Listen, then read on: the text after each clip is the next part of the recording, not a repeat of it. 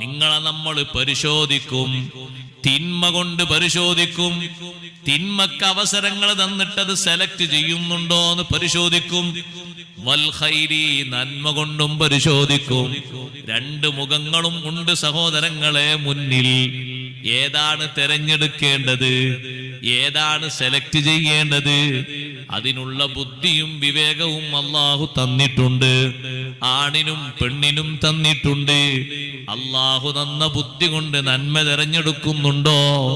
കേൾക്കൽ ഹലാലായതും കേൾക്കൽ സുന്നത്തായതും കേട്ടാൽ ദുനിയാവിലും ആഖിറത്തിലും ഉപകാരമുള്ളതും അതാണോ കേൾക്കുന്നത്? എന്നാൽ കേൾവി കൊണ്ട് വിജയിച്ചു പോയി. കേൾക്കുന്നത് കൊണ്ട് നിന്റെ ശരീരത്തിന്റെ എന്തോ സുഖം നിനക്ക് നേടിയെടുക്കാനുണ്ട്.